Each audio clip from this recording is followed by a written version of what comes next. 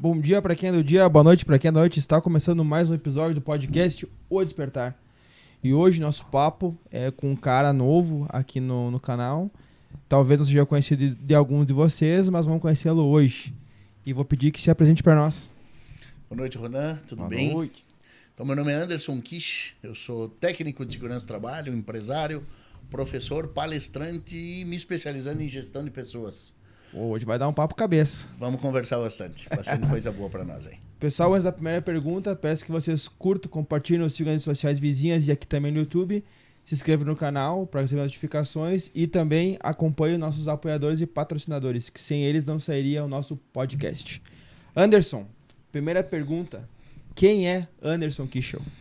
Anderson Kish é... Kish. Cara, eu sou um cara que hoje eu posso me dizer um apaixonado pela vida, um apaixonado pelas pessoas. Uma história de vida bastante conturbada, com bastante experiências, boas e ruins, mas que me trouxeram até aqui. E hoje eu sou um cara que pauto minha vida em Deus e em ajudar as pessoas. Pô, legal. Principalmente a se despertar. Que legal. E esses seus vários despertares, como o teste de trabalho, palestrante, docente, como que isso aconteceu na sua vida? Foi um processo que veio junto ou foi uma construção? Perfeito. Foi uma construção. Eu lá nos meus... Eu sempre quis trabalhar. Eu sempre tive isso de querer fazer a minha vida. A minha mãe não queria. Minha mãe queria me oportunizar. A gente nunca foi rico e nunca foi pobre. Nunca nos faltou nada, graças a Deus. E graças à minha mãe aí, que sempre deu o que a gente precisava, inclusive amor e educação. Uhum. E ela não queria, mas eu fui. Com 15 anos eu fui recondicionar alto-falante. Pedrinho Instrumentos Musicais, era atrás da catedral. Né? Então eu aprendi a recondicionar alto-falante, era office boy. Perdi uma oportunidade de ouro de aprender a tocar violão com ele, que ele era um cara, para mim, na época, era o melhor que tinha. E ele disse, eu não quero te cobrar, eu quero te ensinar. Não quis. Eu não quis. Não quis. Talvez o destino estava preparando algo para mim, mais para frente eu já vou chegar ali, que eu teria que reaprender a tocar violão, né? Uhum. Porque com 16 anos eu saí desse lugar e quis ir trabalhar na indústria onde eu ganharia mais dinheiro. E ali eu acabei perdendo 2 dedos da mão. Então, se eu fosse tocar o violão, eu teria que inverter de lado, né? Sim. Ainda quero aprender a tocar violão canhoto. É algo que eu quero fazer na vida. Ah, que massa. E esse foi um momento para mim de eu testar. Parece que foi um teste da minha resiliência. Porque eu levei super de boa esse corte dos meus dedos aí, esse acidente de trabalho que eu sofri. Máquina de serra? Uma prensa. Prensa? Uma prensa. Então, a pessoa que eu mais vi sofrer pelo meu acidente foi minha mãe. Não foi nem eu. No momento do acidente lá, eu até me assustei e disse, pá, e agora? E eu fiz a pergunta e eu mesmo respondi. Eu disse, agora a vida segue. A vida segue, são só 2 dedos. Sobrou 8, vamos lá. Eu tinha 16 anos na época. E aí fui seguindo a vida. O meu pai trabalhava em Itá, na hidrelétrica. E ele sempre me falava da profissão técnico de segurança. Uhum. Até que um dia eu resolvi, lá em 2006, resolvi entrar então para a vida da segurança do trabalho. E poder, de repente, evitar que outras pessoas sofressem acidentes, né? Uhum. Era um sonho. Mal sabia eu que já estava construindo o meu propósito de vida. Me tornei técnico de segurança, entrei no curso, me formei, me apaixonei pela profissão. Eu sou apaixonado pelo que eu faço. Que massa. E aí começou alguns despertares que hoje afloraram na minha vida. Por exemplo, para mim, quando eu comecei a falar para as pessoas. Eu trabalhava numa empresa, era estagiário, fui promovido e assumi o turno da noite. Eu sempre conto nos meus treinamentos essa história para o pessoal e para os meus alunos, como eu me obriguei a aprender a falar em público. Eu falava lá minha pardinha de segurança, tem que andar de óculos, de protetor e acabou. O básico. Era o básico. Eu era estagiário, não sabia nada, né? Tava aprendendo ali, aprendi no osso do peito. E aí eu participava daquelas instruções para o pessoal que ia fazer visitas à empresa e falava também, andem nos corredores e tal. O pessoal fazia, daí vinha a qualidade, fazia, RH e fazia, cada um fazia da sua parte. E eu acompanhava toda a integração e acompanhava o pessoal na visita. Chegou um belo dia lá, tinha 40 e poucos, eu me lembro até hoje, era a turma de engenheiros mecânicos. E eu esperando, não chegou ninguém, liguei, pessoal da integração, disse, hoje não tem ninguém para fazer, vai ter que ser contigo. você. Vai ter que ser você. E eu disse, bom, vamos lá, né? Eu assisto sempre, eu devo saber falar. Eu fiz a integração. Fiz inteira, fiz toda a parte institucional, RH e tal. Mostrando sobre a empresa, claro, uma visão muito macro. Mas me saí muito bem. Sim, mas dominava aquilo ali, Dominei né? aquilo ali. E acabei sendo o cara que fazia as integrações. Porra, que massa. Legal. Aí saí dessa empresa, fui para outra, tive uma boa experiência com RH e vivência de obra, recrutamento e seleção. Cara, uma experiência gigante, assim, gigante.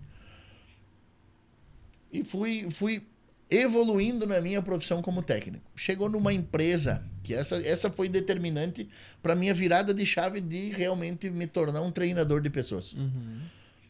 Que até a própria empresa, na pessoa da minha gestora na época, me disse, foi uma grata surpresa ver que você poderia tomar conta dos treinamentos. Eu comecei a treinar.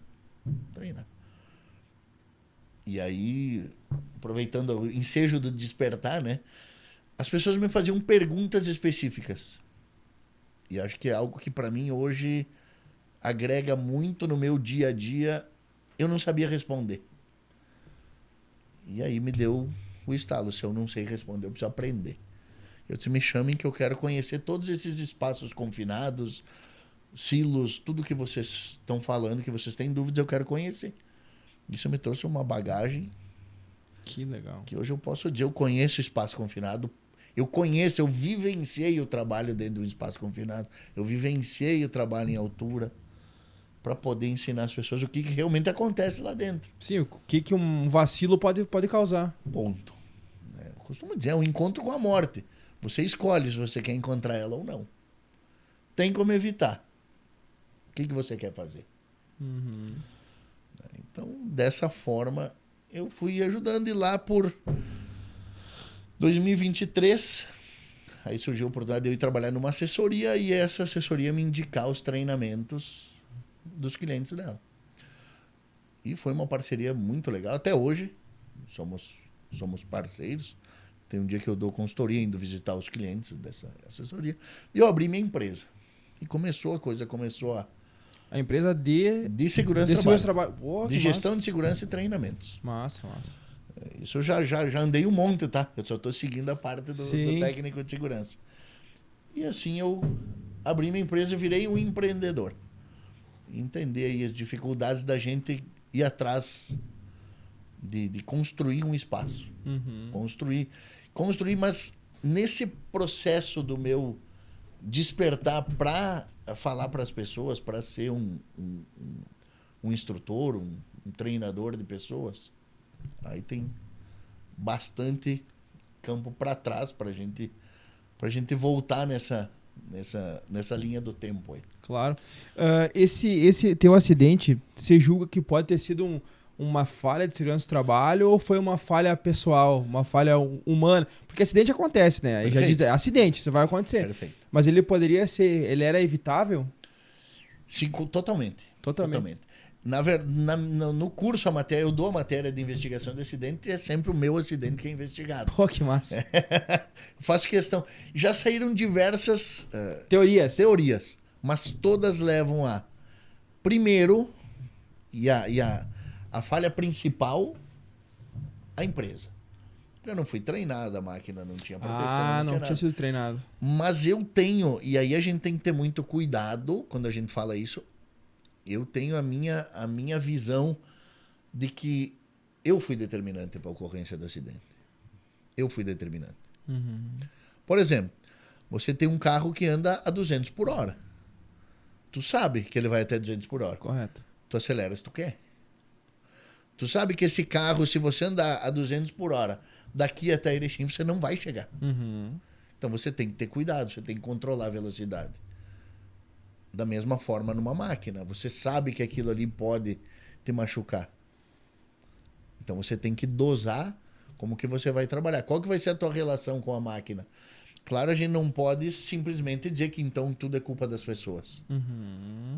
Porque nós somos falhos. Em algum momento eu vou me descuidar e foi o que aconteceu comigo. Mas o que que eu priorizei naquele momento? Eu queria mostrar serviço. Então eu priorizei só produzir. Eu Agilidade. queria produzir o mais rápido possível. E quando você tem... Eu tenho... A minha visão sobre segurança é que nós temos aqui em cima a vida. É prioritária. E vai ser sempre. E aí eu tenho produção, qualidade e segurança. E nenhum sobrepõe o outro. Porque você tem que andar junto. Se eu jogo a produtividade lá em cima, minha segurança cai aqui embaixo e acontece isso. Acidente, morte, enfim. Se eu jogo a minha segurança lá em cima, eu fico sendo excessivo em segurança, minha produtividade cai aqui embaixo. E a saúde financeira da minha empresa fica onde? E nesse meio tempo a gente tem a qualidade que está ali, oscilando também e não consegue fazer o seu papel da melhor forma. Então eu sempre tento levar na gestão que eu faço nas empresas o quê? Equilíbrio. Vamos produzir, nós temos que produzir, é extremamente importante.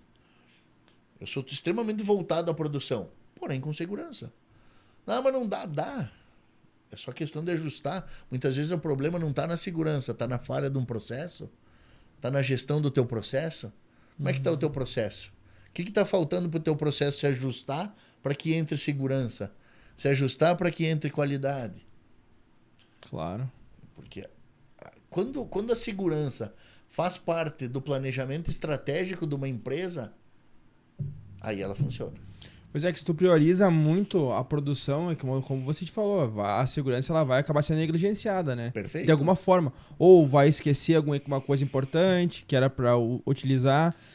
É exatamente isso mesmo. Cultura. Cultura.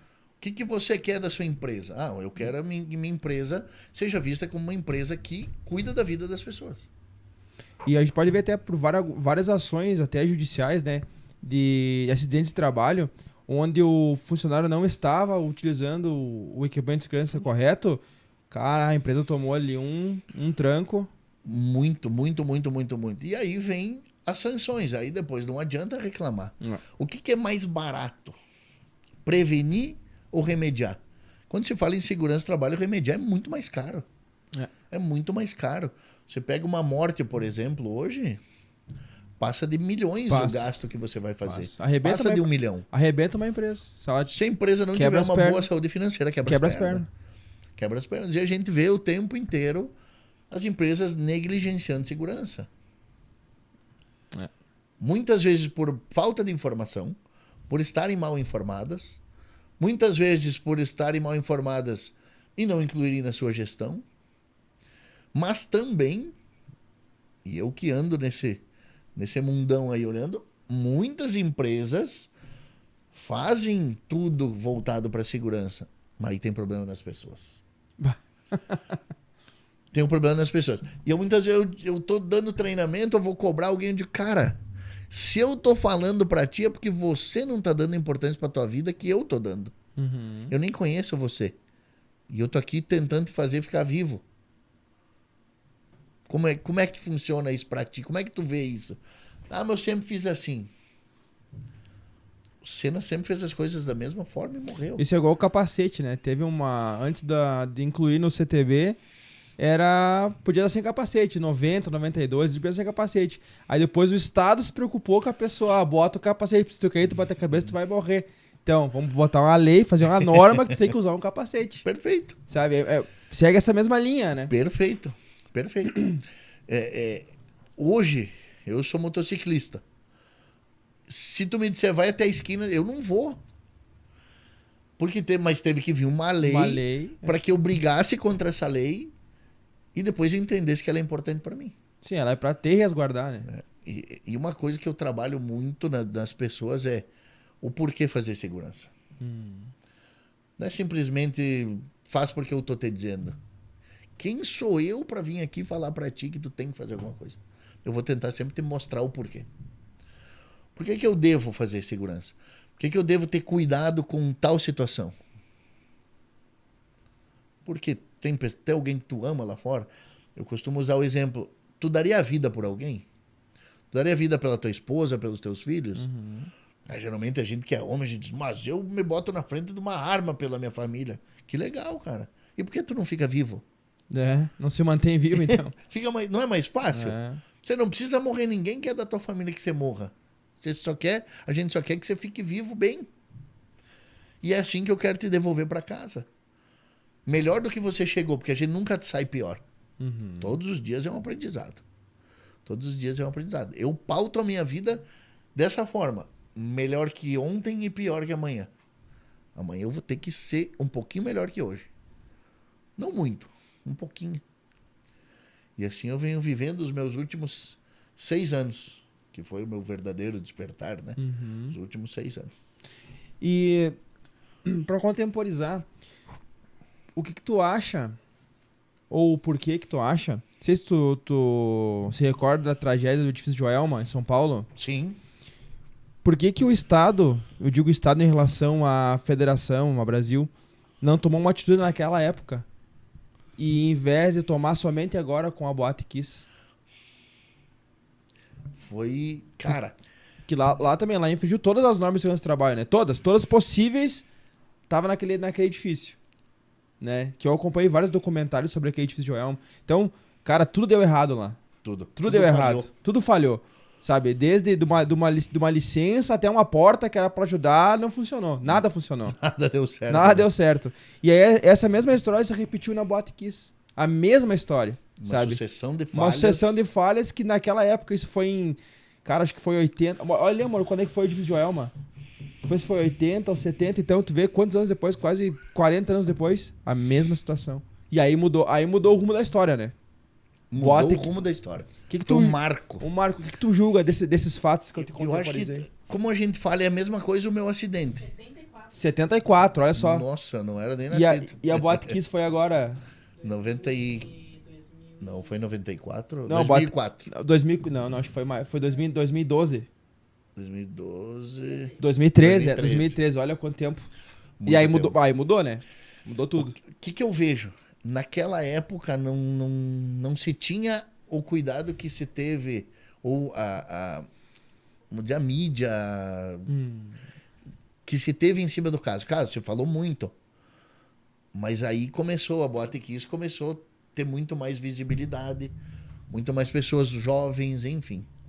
Não sei quantos mortos teve no Joelma. Não, no Joelma teve 100 e... Só olha quantos mortos, mas foi 100 e poucos.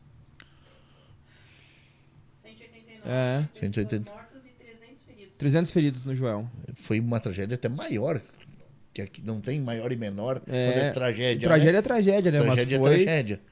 Mas acredito também que tem a mídia, né? Mídia? Sim, a mídia, a rede social, claro. Total. Não tinha televisão, mas só eram poucas pessoas que tinham 74, tu imagina? Hoje a mídia, todo mundo dando no celular. E morreu na casca, né? O Joel morreu na casca, né?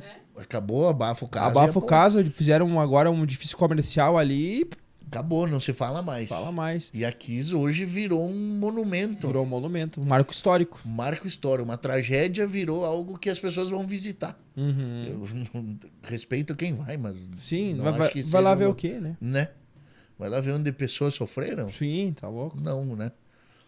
Mas enfim, gostos e cores. Então, mas eu vejo que a Kiss veio para transformar a segurança que eu falo na questão de prevenção e combate a incêndio. Positivamente. Acho que essa rigidez que está sendo imposta após a lei Kiss, ela é muito importante para as empresas, para as pessoas. Como é que eu vou te falar? Hoje tem que ser feito certo. Não tem mais o jeitinho. Não tem mais o jeitinho de, não, vamos pedir mais prazo. Não, ou tá certo ou não sai alvará. É que o jeitinho morre gente, né? O jeitinho mata as pessoas. Mata as pessoas, não tem. Mata as pessoas. É. Vamos dar um jeito. No freio do teu carro lá, o mecânico tu deixa ele dar um jeitinho? Não tem como, né? Ué, exatamente. Por que não? Exatamente isso, vou botar um aramezinho aqui. Ponto, né? O doutor te diagnosticou com câncer. Não, vamos dar um jeitinho com uma aspirina. Tu aceita o tratamento? Exatamente. E por que quando é a segurança da tua empresa ou a tua própria, tu dá um jeitinho. Uhum. Eu não entendo. Uma vez eu cheguei numa empresa, por exemplo, falando em jeitinho, botoeira bimanual. Você tem que apertar as duas junto para poder descer a prensa e fazer. Aí o cara pegou uma madeirinha, calçou um botão e dele conseguia usar a mão e bater o outro. Porra, já é as duas pra tu não botar a porra da mão ali, né, velho? Eu disse, cara, Que merda. por que tu travou? Ele disse, não, muita mão. Eu digo, cara, muita mão é você depois olhar pra tua mão assim, ó. O louco, eu digo, bicho, não faz isso, cara. Não burla. Não burla. Simples. Vai dar problema. Ponto. Quantos acidentes tu já viu, por exemplo, do cara, passou o sinal vermelho onde não tinha movimento. Pô, inúmeros. Não tinha movimento, daqui a pouco veio um motoqueiro a 150 por hora, Sim. 120 por hora. É. Mas eu passei 1000 vezes, ok. Na 1001 você se ferrou. Isso até aconteceu até em casos com viaturas, né? Indo pra uma ocorrência com sinal aberto, sinal, digo, a sirene, A luz, a sim. sirene aberta, Luz e e som. mesmo assim deu acidente. Deu acidente, e com morte, inclusive, sabe?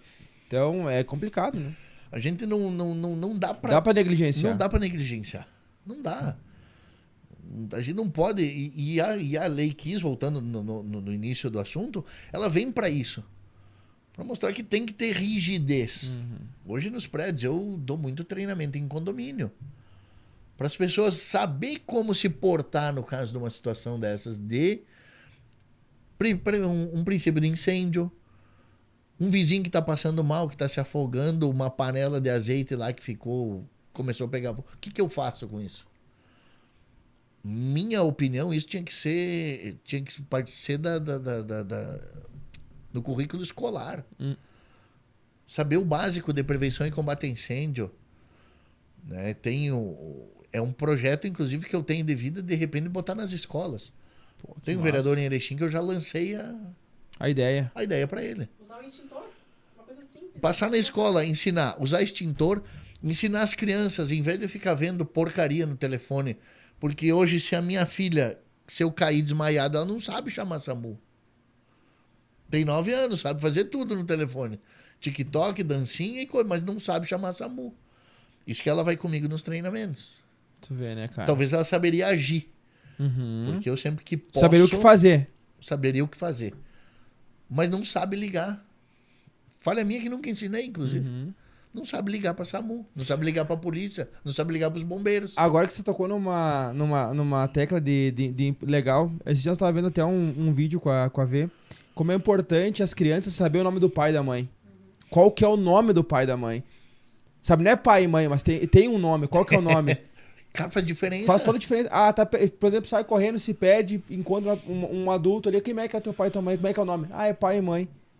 Cara, não sei.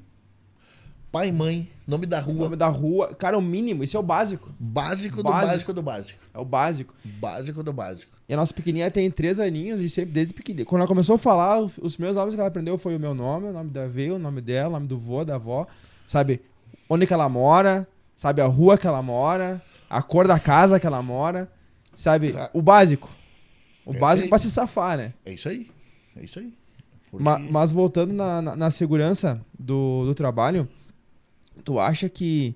Última pergunta aí em relação a isso, depois vamos partir a parte de desenvolvimento. Teve uma evolução, eu digo, tecnológica, né? Da época que você entrou até hoje. Isso foi benéfico ou foi prejudicial? Tudo que vem para agregar segurança é benéfico. É benéfico. Tem que saber como que a gente vai usar isso. Como que a gente vai usar. Por exemplo, a gente vive aí nos últimos 3 anos o melhor momento para segurança e trabalho no Brasil. Para quem trabalha com segurança. Tem empresas que entenderam a importância disso e estão acatando, e empresas que ainda acham que é errado. Né? Eu não culpo os empresários. Sim. Hoje eu sou empresário, eu entendo. Quando tu começa a pesar o que é custo, o que é investimento.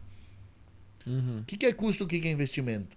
E tem uma linha muito tênue quando tu fala em segurança, em como que você vê isso como custo e como que você vê como investimento.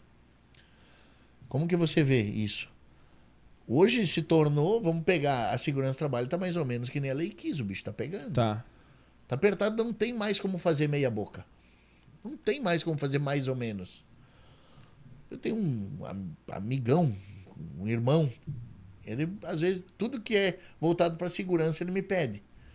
Cara, o que dá para nós fazer? Eu digo, cara, não tem que fazer, tem que fazer o certo. Uma vez eu falei para ele, cara, não tem mais como dar jeito, tem que fazer o certo. Então, ok, o que tu tá falando para mim? O que tem que fazer? Isso, isso, isso? Pô, então vamos fazer isso, isso, isso. Tem que ser assim.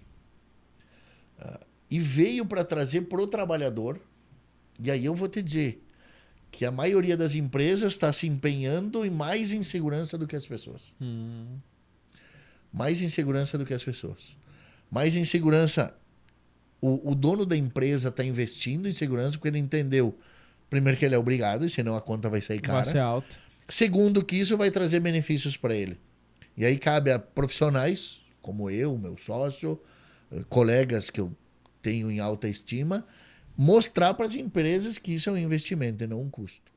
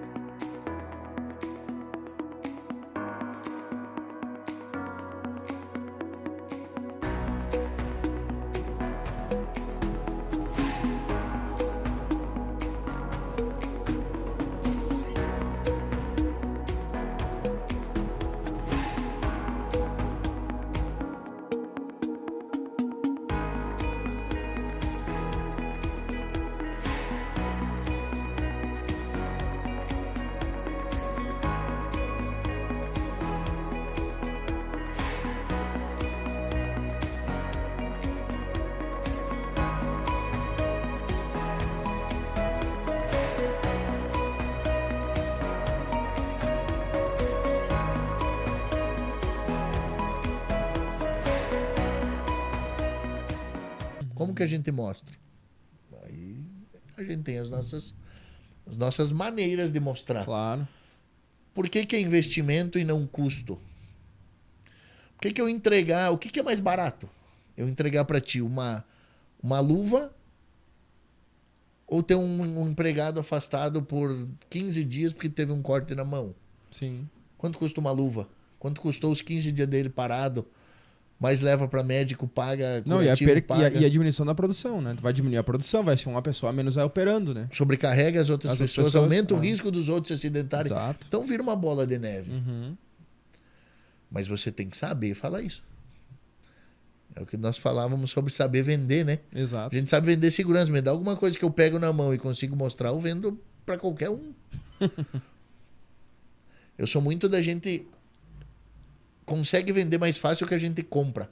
Uhum. O que tu usa, né? O que tu usa. O que tu usa. E eu pratico segurança, cara. Eu pratico segurança no trânsito. Sim. Eu ando dentro dos limites de Isso é direção defensiva, né? Direção defensiva. Eu não pulo sinal vermelho. Não passo. Pra que eu vou passar? Se tá vermelho, eu vou fazer o quê? Não temos nas nossas cidades ainda lugares onde, se tu ficar parado, tu vai ser assaltado. Daí, bom, entre a minha segurança e passar o sinal vermelho, infelizmente, Sim. vou priorizar minha segurança.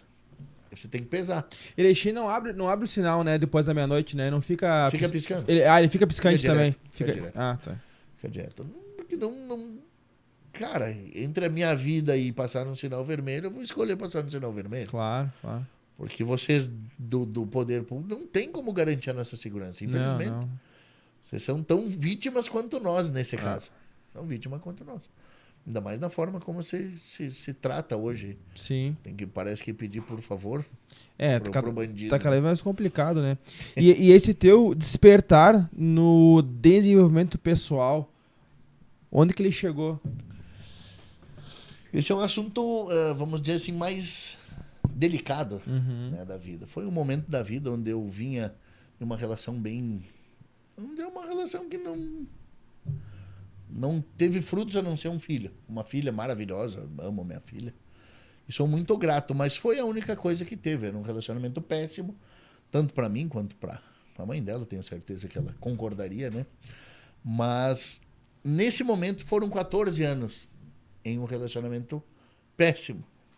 Que não sei até hoje por que ficamos tanto tempo, né? E também não me interessa, porque a vida segue, graças a Deus. Sim. Mas eu fiquei parece que sem rumo. Porque você tá inserido num meio, por pior que ele seja, é o que você tem. É que tu acostumou com o meio também, né? Acostumou com o meio, né? Cara, é isso que nós precisamos aprender na nossa vida. Não se acostuma onde você tá. Não se acostuma onde você tá. Às vezes você tá com o perdão da palavra na merda, porque é quentinho, cara. É verdade. Ah, que delícia, tá quentinho que eu vou ficar. É. Mas e o cheiro? E as outras coisas, né? As outras coisas, né? Uhum. Então a gente acaba não saindo por comodismo, por achar que não vai ter nada melhor do que aquilo, enfim. E eu, no momento desse, eu baixei minha cabeça e só pedi para Deus. Pedi para Deus e foi a segunda vez que eu tive uma conversa franca com Deus e que ele me atendeu.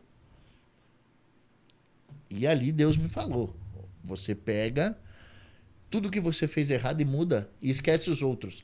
Só que esse esquecer os outros, para cada um de nós, tem um significado. Sim, funciona de uma forma. Funciona de uma subjetivo. O meu, esquecer os outros eu fui demitido no emprego por causa que o colega fez alguma coisa para mim.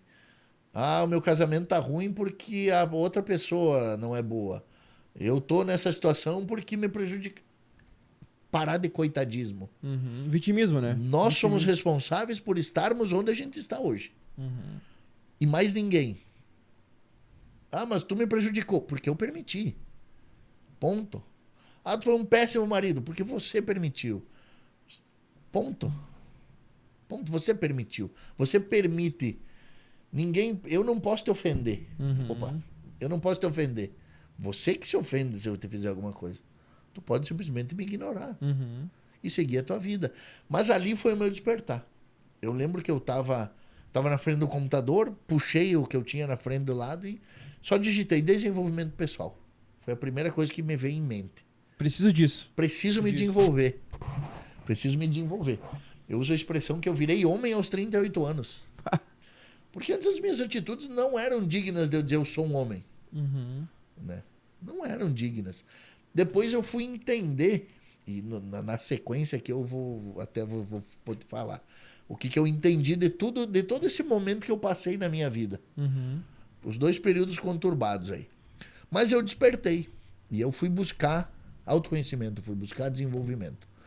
O primeiro cara que eu assisti foi o Matheus Copini. E ali eu peguei tudo que foi de bom, estudei muito a Red Pill, Tua vermelha. sem deixar que aquilo me tornasse Machista. Machista, eu acho que eu nunca vou ser um machista na vida, porque eu sou apaixonado pelas mulheres, no sentido de saber a importância que elas têm na vida da gente. E hoje eu posso dizer que eu tô no nível de homem, de pai, de marido, que eu tô muito pela esposa que eu tenho. Eu sempre digo, foi a mulher mais incrível que eu conheci. E acredito muito no lugar que eu tô por estar do lado dela. Mas esse despertar também me fez encontrar ela. Eu não era desperto, eu vivia naquele mundo fechado.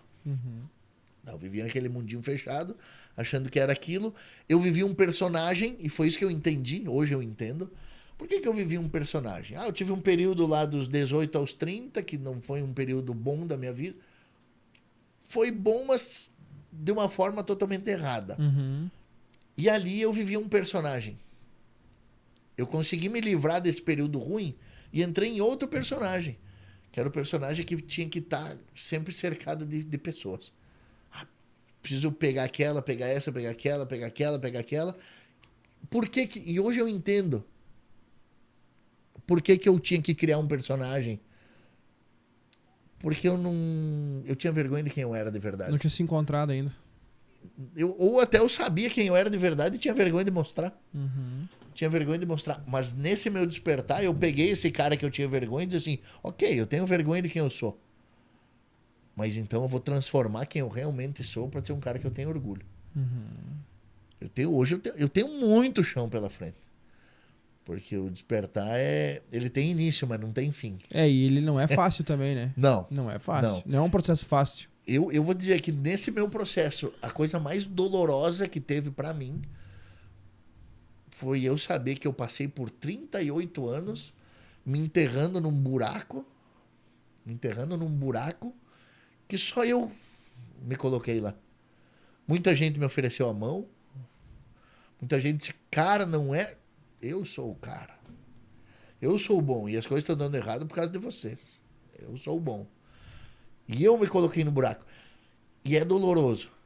Que você entende, né? Eu digo, cara, eu tô nessa situação e a culpa é minha ainda. Só que eu disse, ok, doeu. Faz o que se dói? Bora. Eu me coloquei aqui. Então quem que vai me tirar? Eu. Se eu tive capacidade para me enterrar, eu tenho que ter capacidade pra de sair. subir. E ali eu comecei. E aí eu peguei ponto por ponto. Inteligência emocional, desenvolvimento pessoal, autoconhecimento, autocontrole, terapia com psicólogo. Cara, eu fui à forra, assim. Eu disse, não, então agora eu vou ser quem eu realmente... Ou eu saio. Não tem outra opção. Não tem. Não tem o plano B, é só o A. E eu fui colocando, e eu fui subindo de nível. E eu explico isso porque as pessoas podem levar como arrogância. Quando eu falo em trocar de prateleira, nunca em relação aos outros. Eu tento ser melhor que eu todos os dias. Melhor que ontem, pior que amanhã. Melhor que ontem, pior que amanhã. Eu não estou competindo contigo. É comigo mesmo, sim. A competição é comigo. Eu quero ser melhor que eu. Mas e o fulano? Fulano, que bom que a vida dele seja como ele quiser. Porque ele pode ter a vida que ele quiser. E assim eu comecei a me desenvolver. Buscando de forma autodirecionada. Eu direcionei exatamente tudo que eu queria no momento que eu queria. Tudo que eu queria no momento que eu queria. Eu fui estudando. Desde a postura que eu chego, na postura que eu entrei, na postura que eu cheguei para te cumprimentar. Tu provavelmente faz a leitura. Sim. Porque é do ramo. Qual que é a postura desse cara aí? Esse cara tá vindo para me agredir ou tá vindo para me abençoar? Você sabe a postura. Até isso eu estudei. Maneira que eu tinha que me portar, maneira que eu tinha que entrar nos lugares para ser reconhecido como uma pessoa de postura, uma pessoa verdadeira, e porque eu tinha que apagar a imagem daquele cara que ficou lá para trás. Mas uma autoimagem, no caso. E para os outros E pros outros também. Para os outros também. Muito julgamento. Muito julgamento. Ah, mas lá atrás, ok, cara, lá atrás. Passou. Lá atrás. Sabe que eu vejo que isso que é difícil no desenvolvimento pessoal é lidar com isso, né? Porque as pessoas não entendem que tu tá num processo. Sabe? Eles ficam, mas lá passou, velho. Agora eu tô numa fase nova da minha vida, sabe? Perfeito. Eles não permitem conhecer quem você é de verdade. É. Muitas pessoas que me conhecem, e nesse processo aqui de término, eu fiquei afastado de amigos. E eu digo que... Mas eles tiveram também o prazer de conhecer três versões minhas. Pegaram as 3 fases. Pegaram a versão de quem eu era, a versão que pintaram de mim e que não era verdadeira. E eu sei como foi pintado porque eu recebi as mensagens da pintura que fizeram, né?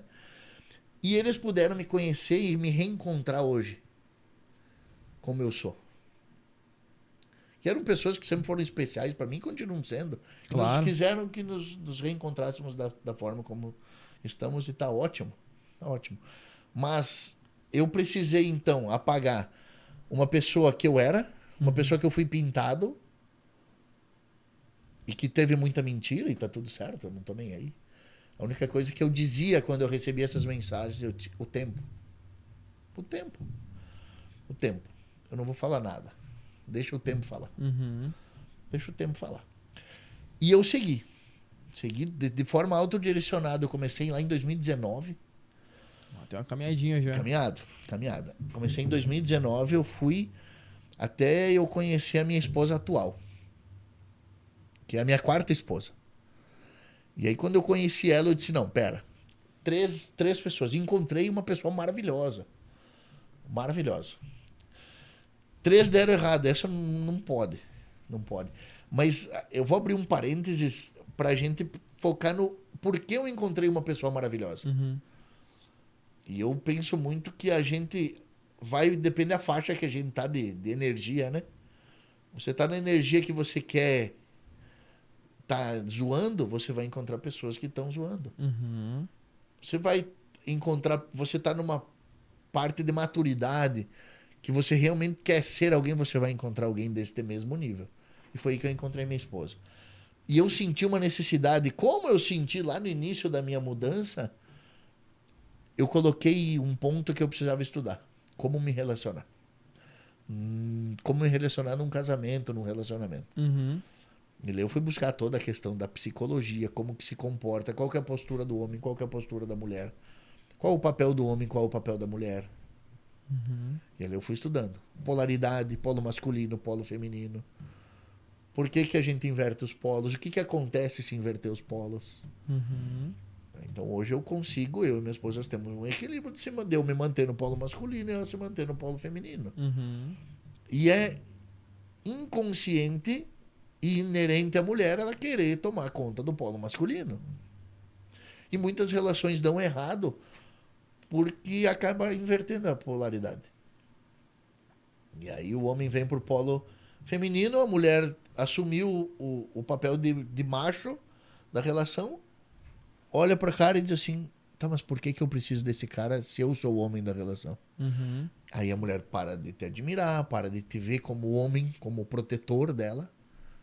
E aí entram brechas para traições, para coisas que não vêm. Não estou dizendo que todas as mulheres traem. Uhum. Estou falando isso, não estou aqui para julgar. Mas são brechas que são abertas. São brechas que são abertas. Então a gente tem. Opa, a gente tem uma conexão tão grande de calma, calma, que esse lugar é meu, volta lá. Volta lá. Deixa que o homem da relação sou eu. Mas tu diz em relação a que essa questão de polaridade de masculino e feminino se tangencia ao quê? A decisões, a fatos, a que tipo de... de onde que emerge isso? Perfeito, perfeito. Qual que é o teu papel, por exemplo, na relação? O que que é... E aí eu comecei a estudar e hoje eu sou... Depois entraremos na parte de Deus, né? Mas eu estudei também com relação à palavra de Deus, o que que os relacionamentos falam. Uhum. E aí eu fui entender o que que é a tal da submissão. Que vem de acordo ao que tu me perguntou. O que que é submissão? Falar em submissão, se tiver alguma mulher escutando agora, ela vai estar dando pulo.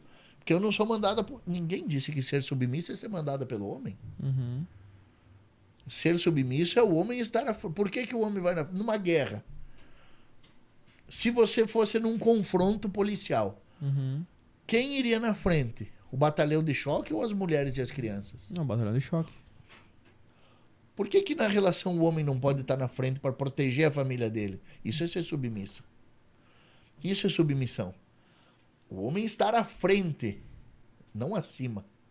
À frente. Porque ele é a proteção, ele é o escudo. Uhum. A mulher é frágil. Em sua fisiologia. Não em caráter, não em poder, não em nada. Porque a mulher pode ser o que ela quiser, eu sou a favor disso. Uhum. Mas dentro de uma relação ela tem que ser mulher. Ser a base. Por que que muitos casamentos não dão certo? Porque a base quebra. Quando a mulher saiu da posição de base, e o que que é base? É dar suporte. É você sair de casa, saber que a tua mulher é uma guerreira junto contigo e que ela te admira. Que ela te respeita, respeito. Uhum. Por exemplo, numa relação para dar certo, o que que a mulher quer do homem? Amor, carinho, atenção. O que que o homem quer da mulher? Respeito. Nós só queremos ser respeitados. O que que a mulher dá pro homem? Amor, carinho, atenção. E às vezes não respeita. Uhum. E o homem faz o quê? Vai lá e dá respeito pra mulher. Aí não fecha a conta. Não fecha a conta. Então, quando a gente aprende a dar amor, carinho, atenção, companheirismo, dar a segurança que a mulher precisa, ela se mantém no polo feminino. Porque ela vai olhar pra ti e vai dizer, pô, cara, esse é o meu homem. Não importa se tu é rico, pobre, bombado, magro. Cara, é o homem da minha vida. Quando a tua mulher olha pra ti que o olho dela brilha, é isso que ela tá olhando pra ti, dizendo, é o homem da minha vida. Não vão sacanear no corte, né? Eu olhar pra ti e dizer o homem da minha vida vai ficar estranho. Vai ficar ruim. Mas a mulher, olha pra ti dessa forma, ela se mantém no polo feminino. Uhum.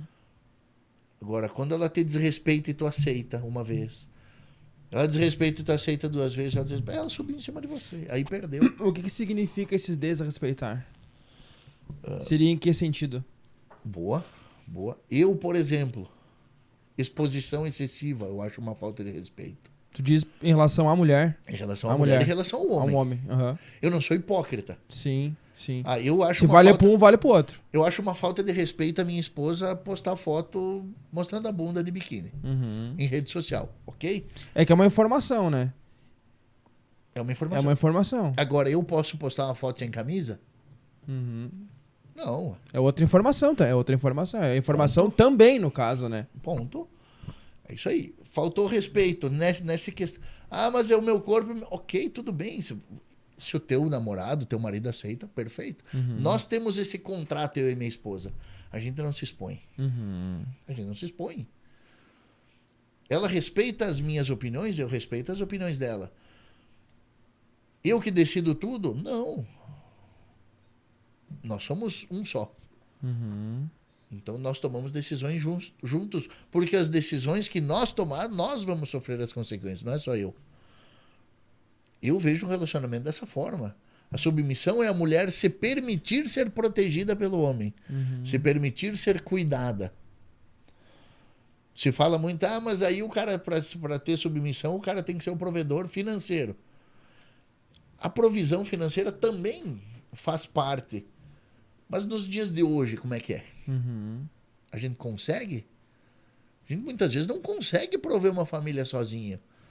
Então a mulher tem que estar batalhando junto. Mas se puder ser o provedor, ok. Tá, mas eu vou ser o provedor. Vou ser o provedor, mas aí tu não quer ser dona de casa. Como é que funciona isso? Eu vejo que relacionamento é contrato. Eu e a minha esposa, nós sentamos e conversamos. O que não é negociável para ti? Eu disse, é isso. E isso daqui é negociável? Não, é isso. Eu já postei coisas na minha rede social, por exemplo, lá no início, que a minha esposa disse, eu não achei legal. Pô, eu fui lá e retirei. Isso é respeito. Entendi. Isso é respeito. Assim como eu disse, cara, eu acho que não fica... mas é uma foto de longe. Eu te dar um zoom na foto que tu vai entender o que eu tô falando. Apagou a foto. Por quê? Porque ela é mandada? Porque eu sou mandado? Não, porque a gente se respeita. Porque a gente está cumprindo um contrato que a gente tem. Eu acho que isso é se manter cada um no seu polo. Ela entender a importância dela para minha vida e eu entender a importância minha para a vida dela. O que eu preciso dar para ela? Como que eu preciso fazer ela se sentir para que ela se mantenha no polo feminino? Tu não dá segurança para tua esposa, nunca tá em casa. Se ela ouve um barulho de madrugada, tem que ela levantar para ver o que aconteceu. O filho do vizinho bateu no teu filho, é ela que tem que tirar a satisfação com o vizinho. Não precisa de um homem em casa. Pode ir embora, tia. E não é tirar a satisfação de brigar. Mas, poxa, tu não vai defender tua família, tia? Como é que é? Como é que é? Tu vai permitir que qualquer um humilhe a tua família e fica por isso mesmo? Não estou entrando no mérito da violência, sou totalmente contra. Não, claro. Mas é você se colocar... Não, peraí. Você não pode falar assim com a minha esposa. Você não pode falar assim com o meu filho. Tenha respeito. Amor, deixa. Não é deixa. Por favor, senhor, eu lhe respeito. E exijo que o senhor me respeite também. É postura. Não é imposição. É imposição. Não, o cara é grande, não é se impor. É você não aceitar desrespeito dos outros. E aí passa da forma como você se porta. Tu é desrespeitado por onde tu passa, não é porque tu é grande. Não. É pela forma como tu se porta. Tu respeita as pessoas? Sim. Ponto. Eu acho que o respeito, ele é uma via de mão dupla, né? Fato. O respeito, ele vai até onde o meu vai também, né? Fechou? Então eu vou ser educado e respeitoso, até onde que a pessoa for comigo. É fato. Onde a pessoa não for mais comigo, aí eu já não vou ser mais também. Ponto. Sabe? É isso, é postura. É postura. Eu, até hoje, na minha carreira, na minha existência, eu nunca fui desrespeitado, assim. De alguém chegar, assim, querer me subjugar, ou... Né, amor? Não. Também não. Nunca. Assim, de chegar e botar o dedo na minha cara, assim, nunca. Mas aí é aquilo, né? Tu tem campo, né? Tu faz. Respeita. Eu respeito sempre, O cara. mínimo que você exige é o respeito. Cara, tem uma coisa que eu aprendi, eu estudei isso muito. Quando eu tô com a minha esposa, eu sempre tô passando pra todo mundo que ela está sob a minha proteção. Como? Você tem noção do poder que é você estar sentado numa mesa com a mão atrás da tua esposa? O que eu tô falando pra ti? Aqui não, filho. Uhum. O que ela tá sentindo? Eu tô protegida. Um resumo mínimo da submissão. Eu tô protegida. Vem aqui, passa a mão por cima do ombro. Tô protegido. Ou é tu que deita no peito da tua mulher? De vez em quando eu deito. Não, na hora de dormir é bom, né? Mas na rua não, velho. Na rua, não. Tu não vai estar lá na frente de um lugar e deitadinho assim, como se tu tivesse com medo no colo da mãe. Não. Então, pra mim, o relacionamento fortalecido, ele é assim. Uhum. Ele tem as bases. A esposa entende que ela é a tua fortaleza. O que o homem faz? Ele não protege a fortaleza? Uhum. Quem é a fortaleza do homem? É a mulher. E quem protege o homem? Você vira. Ponto. Porque se a tua mulher tiver que te proteger, vai ficar estranho. A tua mulher, ela te dá ânimo pro dia a dia. Uhum. Eu tive um momento de decisão da minha vida que eu pedi pra minha esposa, e agora? Ela não pensou pra me responder. Ela disse assim, ó, vai que eu tô contigo. Isso é mais do que colocar gasolina de avião no motor da gente, cara. Vai que eu tô contigo. Cara, não precisa mais nada. Entendeu? Vai que eu tenho certeza que tu é muito bom no que tu faz. Uhum. Vai que vai dar certo. É isso. É isso. Respeito, admiração. Como que tu vai sair de casa e tu não vai dar o melhor sabendo que tu tem a melhor em casa? Uhum. Tu é a melhor mulher em casa. Eu tenho a melhor família. Como que eu não vou sair que nem um leão pra rua pra caçar? Uhum. Nós caçadores, né? Os homens das cavernas. Sim, sim. Né? É isso. Eu tenho a melhor família em casa. Eu vou sair pra dar o melhor.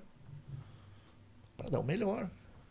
Por isso que eu digo, uma mulher, ou ela te enterra no buraco, ou ela te joga pro céu de uma forma que tu nunca experimentou. Uhum. E eu pude experimentar. E eu pude experimentar isso na minha vida.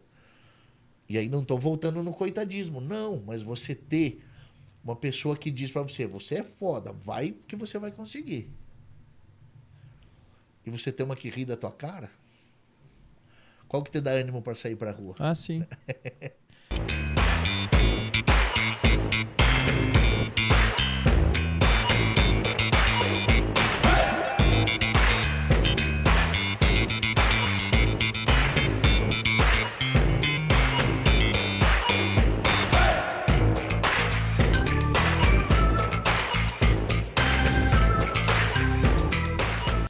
Então é isso. Do princípio básico, se ela rir da tua cara, não é nem pra estar contigo, né? E aí que fere o quê? O respeito. Aí que tá, né? Porque daí, pô, tu não tá, se tu que não tá comigo não acredita em mim, fudeu, entendeu? Perfeito. Fudeu. E aí eu vou te dizer, sabe por quê? Né? Sabe por que eu aceitava esse tipo de desrespeito que hoje eu não aceito mais? Eu sou adotado. Né? Eu sou adotado e lá nos meus 40 anos, no meu processo de evolução, eu tive que entender o meu processo de adoção. Eu sempre soube que eu era adotado e tal, eu não tocava no assunto porque a minha mãe não se sentia confortável. Uhum. Então, para mim preservar ela, eu não tocava no assunto. Mas eu precisei entender. E ela falou uma frase que virou uma chave na minha cabeça. E que eu me sentia, por exemplo, rejeitado. Se eu chegasse aqui e te conhecesse, cara, tem um podcast, gostaria de participar, tem como? Velho, não, só por indicação. Não dá. Nossa, seria o fim pra mim, cara. Uhum. Porque alguém me rejeitou, entendeu? Sim. E naquele momento eu pedi, mãe, como que foi? Até pra quebrar o gelo eu brinquei, de como é que foi? Tu me achou no lixo? Como é que... E ela disse, credo, ela disse, a primeira coisa que tu tem que entender, olha que é a sabedoria da mãe e de Deus através dela. Ela disse, a primeira coisa que tu tem que entender, que tu não foi abandonado, tu não foi rejeitado, você foi escolhido, porque todos nós escolhemos você pra estar na nossa vida. Pô, que massa. Aquilo virou a minha cabeça. Talvez ela nem saiba o quanto foi importante ela ter dito isso. Porque eu entendi, eu digo, cara, eu não sou um cara que fui rejeitado, eu fui escolhido. Uhum. A minha vida deu um salto. Imagina se eu tivesse feito essa pergunta com 15 anos. Sim. Quanto diferente seria. Mas sabe que eu não fico remoendo as coisas erradas que eu fiz. Só que eu sempre olho para aquele cara que eu fui pelo retrovisor. Uhum. Hoje eu tô indo para frente. Onde é que a gente anda para frente no carro? Para-brisa, né? Claro. Grande, imenso. Tu tem o mundo pela tua frente. Mas eu sempre dou uma olhadinha no retrovisor porque eu preciso ver aquele cara se afastando cada vez mais. Porque eu sei que se eu parar o meu carro, aquele cara me alcança. E eu não posso parar. Uhum. Eu não posso parar. Por isso que o despertar é infinito. Uhum. Você vai despertando todos os dias. Então a vida é para-brisa. Mas a gente tem que olhar de vez em quando pro retrovisor, que é o que a gente faz na direção, para ver como é que tá ficando o caminho para trás. Ou se vem alguém para trás. Opa, o cara tá chegando em mim. O que eu tô fazendo errado aqui, pô? Eu tenho que sair. Isso aqui eu não quero mais. Não, ele também foi necessário para pavimentar teu caminho de hoje, né? Perfeito. Ele não... Todas as bases, tudo, eu entendo cada detalhe. Cada detalhe da minha vida Deus construiu para me trazer onde eu tô hoje. Uhum. Me trazer onde eu tô hoje. Para mim poder cumprir o meu propósito, que é ajudar as pessoas. E como que você alia o seu trabalho e esse desenvolvimento pessoal no teu trabalho hoje? Na forma que você lida com as pessoas hoje? Porque hoje é um novo olhar para lidar com pessoas, né? Opa, Hoje é diferente, né? perfeito. Cara, que eu faço? Chegou um momento da minha vida profissional e de empreendedor que eu disse, o que eu preciso fazer? O que eu preciso fazer para que... Ou melhor, por que me contratar e não contratar o meu concorrente? Uhum. O que eu tenho de especial? E aí eu pensei, eu disse, o que eu entrego a mais que os outros? Desenvolvimento. Pessoal. E eu entrego isso para as pessoas. Por onde eu passar. Por onde eu passar para dar treinamentos, as equipes vão ser desenvolvidas. Eu vou falar sobre autoconhecimento, comunicação e inteligência emocional. Uhum. Com propriedade. Por 2 motivos. Porque eu estou me especializando nisso e porque eu apliquei isso na minha vida. E eu sou a mudança. Uhum. Eu sou o despertar, né? Você é o protótipo. Eu sou o protótipo. E deu muito certo. Deu muito certo. Hoje eu olho no espelho e eu tenho orgulho de quem eu sou. Assim como eu tinha vergonha de quem eu era. Uhum. Mas eu tenho orgulho de quem eu sou. Então eu entrego isso nas empresas. Eu entrego isso nos meus treinamentos. Eu falo sobre esses 3 pilares que eu acho indispensáveis. A gente se conhecer, saber se comunicar e ter inteligência emocional. Uhum. E Deus. Deus, para mim, tá acima de tudo e de todos. Falo sobre Deus também. Sempre foi religioso ou não? Não, eu comecei minha aproximação de Deus em fim de 23, começo de 24. Antes disso, não. Vamos lá. Da minha vida inteira, eu ouço falar em Deus o tempo inteiro. Nós sempre fomos religiosos. Eu era kardecista, né? Segui a religião espírita kardecista. Depois fui para Umbanda e sempre tive boas respostas. Boas respostas, sempre entendi o que Deus queria das pessoas, sempre. Uhum. Mas já vou chegar no ponto de o que mudou para mim. Aí chegou um momento onde eu me senti preso.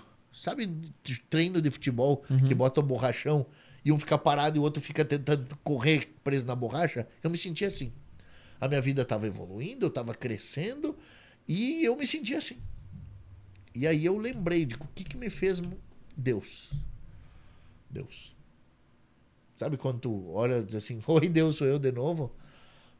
Porque só vai quando tu não tem outra solução. Uhum. E aí Deus, quando eu digo Deus, eu escuto uma voz me falar. Se aproxima da palavra. Se aproxima da palavra. Mas como? Não tive resposta. Isso foi um sábado de noite. Domingo pela manhã, a minha esposa gosta de dormir um pouquinho até mais tarde. Minha filha estava lá em casa também, estava dormindo. Eu levantei pé por pé, não conseguia mais dormir. Eu disse, vou fazer um almoço. Eu gosto de cozinhar. Vou cozinhar alguma coisa gostosa para nós, domingão. E abri meu celular, porque desde que eu comecei o meu despertar, eu dificilmente ouço música. É podcast. O tempo inteiro. É o tempo inteiro. Podcast. Porque eu digo, eu tenho alguma hora de estudo. Porque não deixa de ser uma forma de você estudar e aprender. Muito. E eu disse, vou ligar um podcast. Só fazer um... Desculpa te interromper, mas o nosso pod, ele vem com esse intuito de despertar, mas também porque a gente escuta bastante podcast, assiste bastante podcast. E tu vê, cara, como é importante tu trocar com as pessoas. Poxa, muito. Sabe, a experiência que você tem numa conversa, cara, é anos-luz de estudo, sabe? Porque a pessoa traz aquela experiência vivida dela, sabe? Traz aquilo que ela aprendeu na trajetória, os perrengues que ela tem na vida. O que deu certo, o que deu errado. E como é que ela fez pra mudar? Sabe? Ela é uma, praticamente, não digo uma receita de bolo, mas pra ela deu certo. Total. Pode continuar. Total. Ótimo, mas é isso aí. E eu até, pegando o teu gancho, outro dia eu escutei um podcast na academia. Eu vou treinar, eu treino ouvindo... Tô voltando aos treinos, eu treino ouvindo podcast. E o Paulo Vieira, era o Paulo Vieira e mais 2 caras. Ele disse, hoje esse podcast é de 1 hora e pouquinho, mas ele vai te entregar mais do que muita faculdade. Nossa. O que ele entregou, assim, parece que a cabeça explode. Cada podcast parece que a cabeça abre de novo, né? Expande, né? Expande. É. Onde é que eu tava? Você tava no podcast, foi estar no podcast de manhã. Fui cozinhar, peguei o podcast. Peguei o celular, fui abrir um podcast. Primeiro vídeo que apareceu. Joel J. entrevistando o Thiago Brunet. Fé e espiritualidade. Como usar isso na sua vida? Eu digo, bom, se isso não é uma resposta, né? Do que eu pedi. Liguei, cara, foi sensacional. 2 minutos, 2 horas e 5, mais ou menos. Eu já assisti 3 vezes o mesmo podcast. E cada um teve um ensinamento diferente pra mim. Mas eu vou escutar esse cara, o Thiago Brunet. Vou escutar esse cara pra entender o que ele tem pra falar sobre a palavra de Deus. E eu comecei a assistir os vídeos dele, e mas isso eu sei. Mas isso eu já ouvi. Isso eu já ouvi. E uma hora, numa dessas, a voz me disse, beleza, eu sei que tu sabe. E por que tu não usa? Por que tu não usa? Cara, isso bateu tão forte em mim que eu disse, tá aí a falha. Eu ouvi falar sobre Deus a vida inteira. Independente da religião que a gente acredite, são crenças, mas só existe um Deus. E você vai buscar ele onde você quiser. Porque eu sempre digo, quando se fala em religiões, eu conheço evangélico ruim, umbandista ruim, espírita ruim.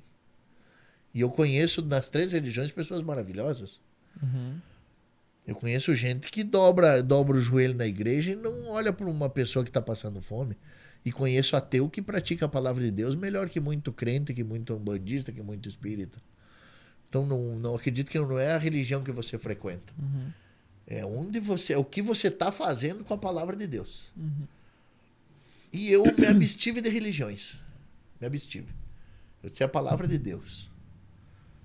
A palavra de Deus, o meu corpo é minha igreja, o meu templo, e é ali que vai ser, é assim que vai ser. Só que eu seguia a risca.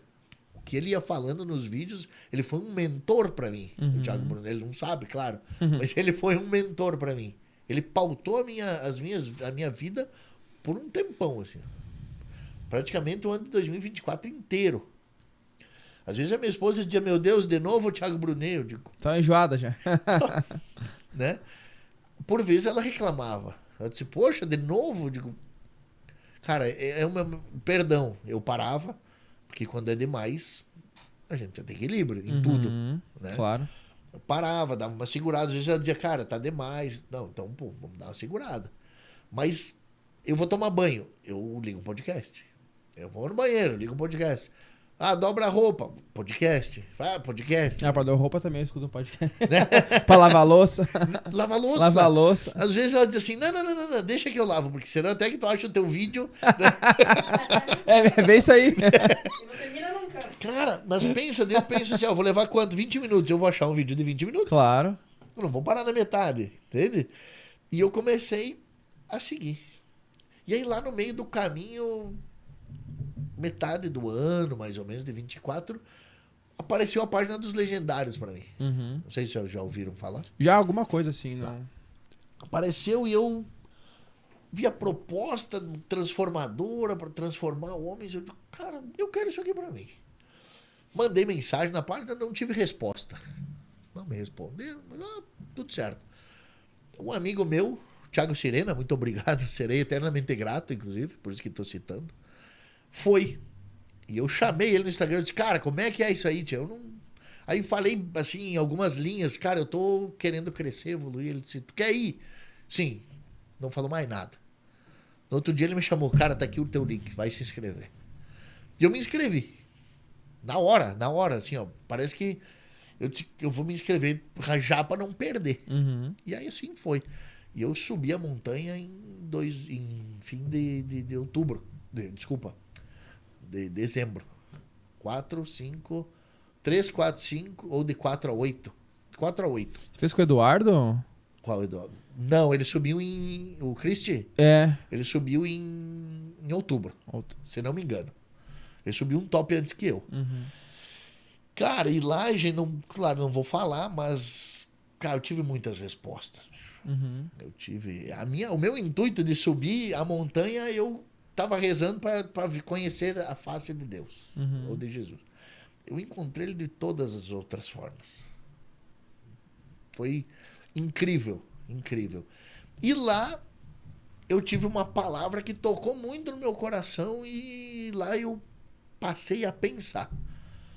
Porque, de fato, é um programa que te troca de nível. Te troca de prateleira. Tu muda, assim, ó. Como homem, como marido, como pai, como... De todas as formas. Você muda, assim. Muda a tua mentalidade, tua forma de pensar. Já ouvi gente dizer, mas pra mim, teve gente que foi... Não... Ok, cada um faz o que quer. E aí abre um parênteses sobre conhecimento e sabedoria. Eu vou plagiar o Felipe Tito. Conhecimento é você saber que tomate é uma fruta. Sabedoria é não colocar na salada de fruta. Exato. O que tu faz com o que tu sabe? Tu usa pra bem ou pro mal? Aí você que sabe. Mas eu entendi que eu troquei de nível. O que eu preciso fazer? Eu preciso manter. E eu resolvi conhecer a igreja evangélica. Resolvi conhecer e, cara, tive uma experiência incrível, assim, no primeiro dia, na Marvel. Não sei se vocês conhecem. Enfim. Mas independente da religião, tô contando a minha história. Sim, claro. E, assim, tá sendo uma coisa incrível. Incrível. Parece que juntou o que eu tinha de conhecimento do espiritismo kardecista, o que eu vivi na Umbanda, e vivi coisas maravilhosas que jamais serão apagadas. E eu vejo que existe ainda preconceito entre as religiões, entre todas, na verdade. Umas com as outras, não sei por quê. Porque, ao meu ver, o Deus é o mesmo. É, preciosismo, né? Preciosismo. A minha é melhor que a tua. Eu tive coisas maravilhosas enquanto eu era kardecista, coisas maravilhosas na Umbanda. Por quê? Porque eu sempre fui buscar Deus em sua plenitude. Eu não ia buscar prejudicar ninguém, fazer mal para as outras pessoas. Eu ia buscar Deus. E hoje, eu lá na montanha, nos legendários, eu entreguei a minha vida para Deus. Naquele momento, eu entreguei a minha vida para Deus. E Deus tem agido maravilhosamente na minha vida. Em projetos, em evolução, em provisão. E o que é provisão? Eu não vejo provisão como só dinheiro. Em bênçãos e coisas boas. E aí eu entro no mérito de o que é viver uma vida plena. Uma vida plena em Deus, por exemplo. Depende para ti viver uma vida plena é tu olhar, abrir a conta do teu banco e ter que virar o celular para caber todos os números. Respeito? Mas será que isso é viver em plenitude? Na tua religião, por exemplo, o que tu faz em prol do próximo? Uma pergunta pra mim. E, né? E se eu falar aqui vai. Não. Eu vou ser cancelado. Boa. Continua fazendo. Boa. Eu sei. Se eu falar o que eu faço, eu vou ser cancelado. cancelado. Não falo. Não. Continua. Continua que tá bom. Mas não diretamente pra ti, mas o que as pessoas estão fazendo? Sim. Foi até eu fiz o devocional esse domingo, foi sobre isso que eu falei da igreja. O que você está fazendo? Você só no domingo vem aqui, abraça o irmão e deseja que Deus te abençoe, se enche de Deus. E o que tu faz de segunda a sábado? O que tu faz? Tu vê uma família precisando de um prato de comida, tu dá uma marmitinha para ela? Tu vê uma pessoa precisando de um remédio, tu compra um remédio e dá para um doente? Que para mim isso é viver em plenitude com Deus. Eu entendi lá ainda quando eu escutava o Thiago Brunet o que é temor a Deus que se fala. Não é ter medo de Deus. É não desrespeitar, é não querer desagradar. Então eu pauto muitas decisões da minha vida dessa forma.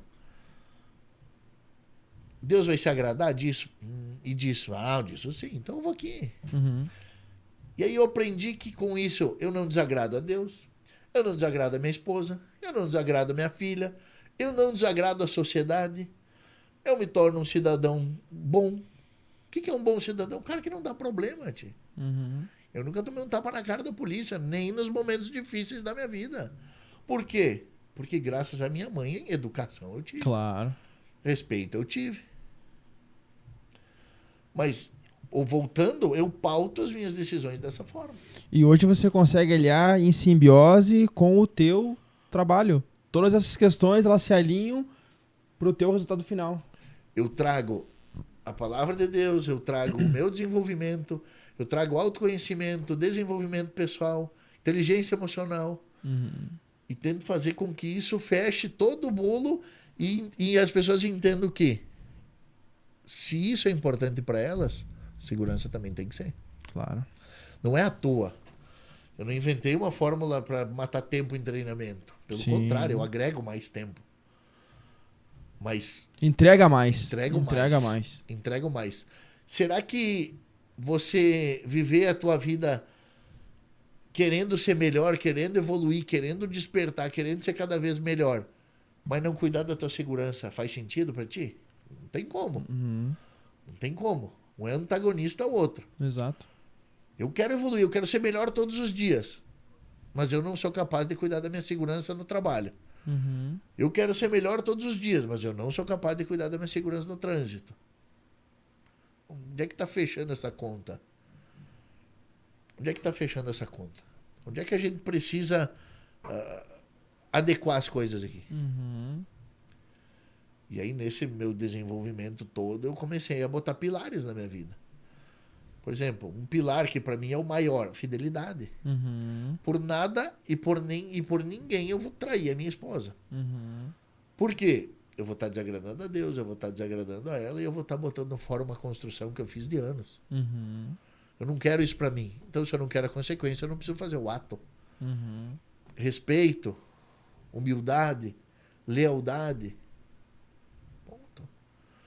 O Tiki e o Léo vieram aqui falando, cara, eu tenho uma lealdade a eles muito grande. Até foi eles que me indicaram. Sim. Uma lealdade muito grande a eles. Eu não vou treinar em outra academia que não seja Giants. Sim, os piás são fora do comum. Pô, é lealdade, cara. É irmandade. Eu não preciso estar com eles todos os dias. Mas, cara, eu sou leal a eles. Eu não vou treinar Muay Thai em outro lugar que não seja no Garratinho com os guri. Isso é lealdade. Então eu preciso...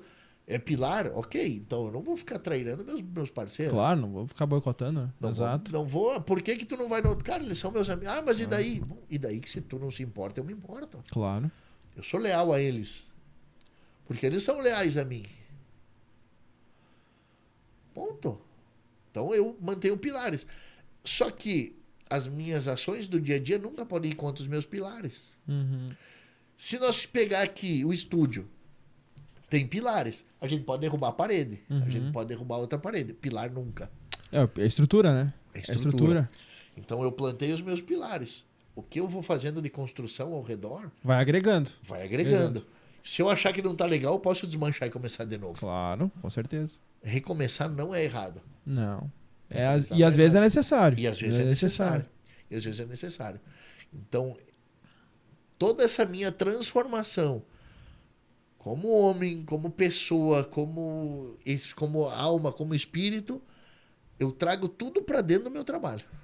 Tudo para dentro do meu trabalho. Não tem como você separar a sua vida do seu trabalho. Não. Não tem. Vocês discutiram, é normal. Uhum. Como é que tu vai trabalhar?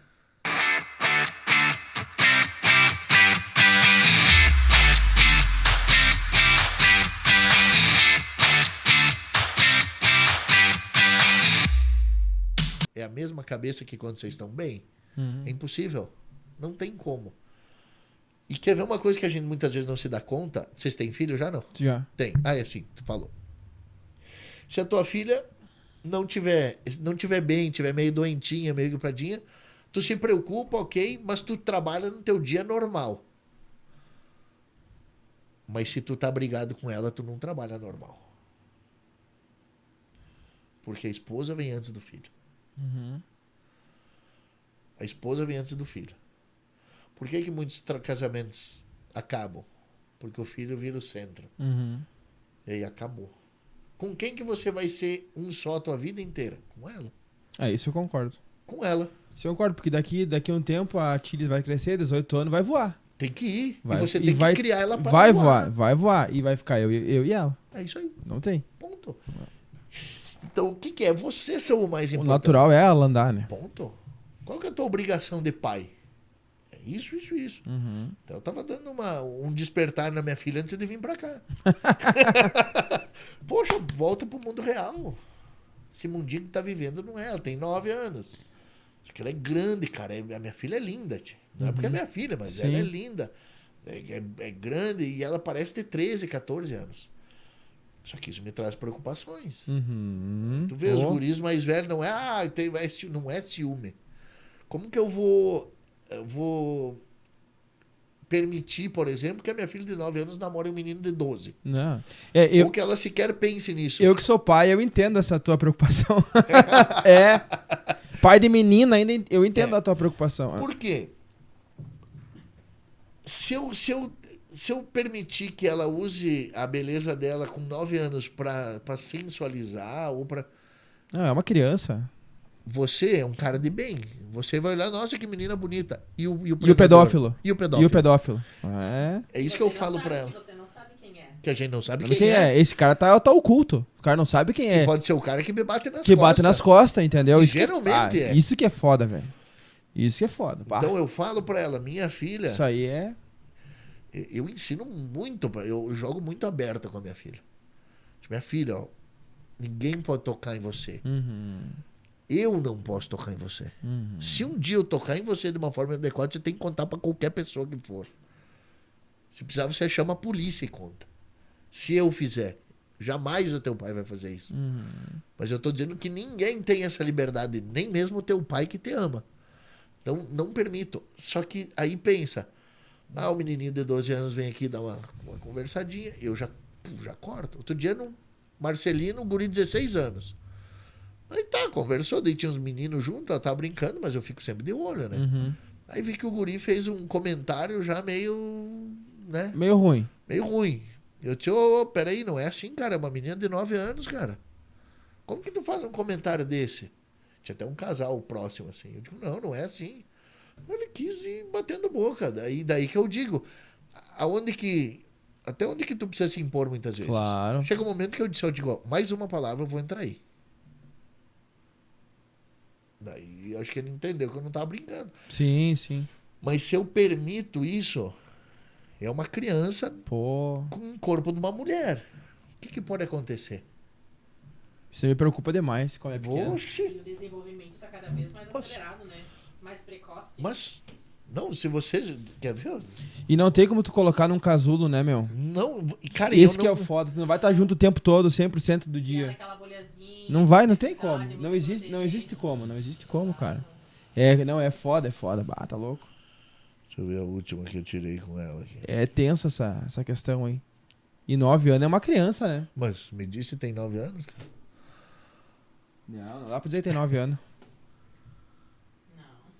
É grande pra 9. É grande pra 9. É grande.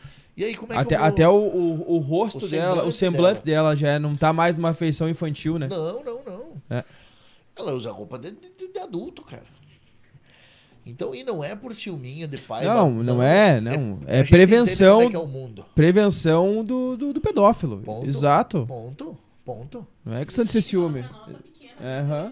ninguém pode encostar em você, Nada. seja na escola, seja onde for.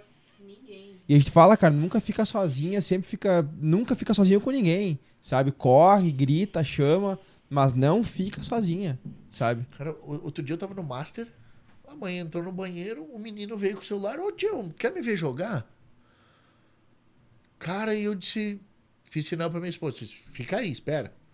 Eu disse, sim, me mostra teu jogo aí. E fiquei conversando com ele até a mãe sair do banheiro. Não me falou nada, simplesmente fiz de conta que eu não existisse. Caramba, velho. E, cara, eu fiquei ali porque eu pensei, se esse menino tá fazendo isso pra mim, se eu fizer pra pessoa errada, acabou. Pô, uma criança é um inocente, velho. Cara, se eu dissesse assim, pá, tu gosta de jogar? Vamos ali embaixo que eu vou te levar no joguinho. Acabou. Acabou. Ele levava o menino, cara. Acabou, exatamente. É um segundo. Caraca, meu. Exatamente isso. E eu, na hora, pum. Cara, se eu vejo, a mãe foi no banheiro de uma criança, acabou tudo pra mim. Eu só vou focar naquela criança até a mãe, ela tá protegida de novo. Porque é assim pra acontecer. É.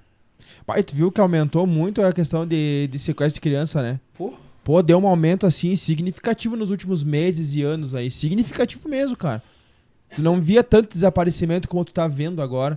Um exemplo, claro, disso foi em Canoas, no último tempo, que o cara do bar pegou a mulher, o guriazinha de 9 anos, eu acho, e tacou dentro de um fosso. E largou de caixa em cima, cara. Imagina o trauma psicológico dessa criança, cara. Isso ela nunca vai esquecer. Isso nunca vai apagar. Nunca ela vai apagar isso. Cara, isso aí, olha, tá louco, meu. cara, eu vou dizer assim, ó, eu já fui até excessivo na defesa da minha filha. Mas ela sempre vai saber que ela tem uma fortaleza em mim. Boa, e que com ela vai certeza. poder se socorrer em mim. E eu tenho um combinado com ela. Ela hoje é uma das motivos era ela ter me mentido. Mas eu nunca menti pra minha filha. E quando eu digo nunca, é nunca mesmo. Eu já cheguei ao ponto de dizer, até aqui você pode saber. Daqui pra frente, no momento certo, teu pai vai te contar. Mas eu nunca menti pra ela. Então ela tem essa confiança. Se a gente tá conversando e alguém falar, isso é mentira, ela vai interromper e vai dizer, o meu pai não mente. Porque pra ela eu nunca menti. E hoje eu não sou um mentiroso. Nunca fui mentiroso. Sim. Mas hoje a minha vida é plena. Não tem porquê, não tem porquê. Porque eu não vivo mais um personagem, né? Sim, sim. Então eu ensino muito isso pra ela. Muito, cara. E isso fica a dica pra pais que são meio relapsos, né? Boa. E a mãe é extremamente importante pra filha. Mas o pai é... O pai tem aquela figura de herói, né? Exatamente. É o meu herói, é o meu... Exatamente. Não tem, Exatamente. Então, pai que não dá bola pro filho, cara. Primeiro que nem dá pra chamar de pai, né? Não. Acho que o pai é quem tá ali presente. Exato. Tanto que tem muito pai que não fez. E mãe que não fez. A minha esposa, por exemplo, não é a mãe da minha filha de sangue. Mas é uma mãe incrível. É uma mãe incrível. O que ela faz pela minha filha é indescritível. Por isso que eu digo, eu encontrei a mulher mais incrível que eu podia encontrar na minha vida. Que massa. Que é a segunda mãe da minha filha. Exato. Anderson, e partindo pra última pergunta e pro final, o que tu poderia deixar para as pessoas que estão nos assistindo sobre todo esse teu caminhar, sobre todo esse teu desenvolvimento na tua vida? O que tu poderia deixar para essas pessoas como última palavra? Palavra final, eu acho que primeiro, nunca é tarde pra gente mudar, pra gente despertar. E eu falo isso pra todas as pessoas que eu posso. Você tá feliz com a sua vida? Você tá feliz com a vida que você tem, com os lugares que você tá, com o teu trabalho, teu casamento? Você tá feliz? Se a tua resposta for um sim convincente, que ele te convenceu que foi sim, que ele saiu daqui de dentro, segue a tua vida. Mas se não tiver bom, desperta, muda. Vai atrás da mudança. Seja você a mudança. Quando o casamento tá ruim, eu sou totalmente... É estranho, né? No quarto, mas eu sou contra a separação. Totalmente contra. Porque casamento é construção. Construção. Se essa parede aqui infiltrar e cair um pedaço, tu derruba a casa inteira? Não, vou arrumar a parede, claro. Vamos arrumar a parede, então a gente pode reconstruir os casamentos. Uhum. Isso é uma mensagem que eu quero deixar para as pessoas na vida. E eu conto muito sobre os meus relacionamentos por isso. Para que as pessoas não desistam dos relacionamentos. A grama do vizinho você acha que é verde, mas às vezes ele pinta. Uhum. O mundo ali fora é muito bonito. Assim como o atalho que a Chapeuzinho pegou para ir de encontro ao lobo. Uhum. Eu falo muito sobre isso para minha filha. Quando você sai do caminho e pega um atalho, onde é que você vai? Você vai no lobo, né, pai? Isso aí mesmo. Não pega atalho na tua vida. Uhum. Passa pelos obstáculos. Seja mais água na tua vida. O que a água faz? Contorna. Contorna tudo que pode atrapalhar a evolução dela. E hoje eu sou como a água, eu contorno. O Ronan é um problema na minha vida, eu vou contornar. Uhum. Pra que eu vou bater de frente? Pra que eu vou gastar minha energia? Pra que eu vou gastar vida com coisas que não vão agregar? Se gastar. Se gastar. Se gastar. Seja água, contorne os obstáculos. Segue o teu caminho. Vai aonde você quer chegar. E todos nós podemos chegar onde a gente quiser. Basta você definir aonde você quer chegar e definir como que você vai fazer para chegar até lá. Eu me permito sonhar uma vez por ano, na Mega da Virada. Eu jogo, sento no sofá e minha esposa diz, lá vem ele. Aí eu gasto todo aquele dinheiro, compro, meu Deus, eu gasto tudo. E depois eu volto à realidade. Aí eu tomo a pílula vermelha de novo. E volto para a realidade que é a minha vida. E ali eu planejo o que eu quero para mim.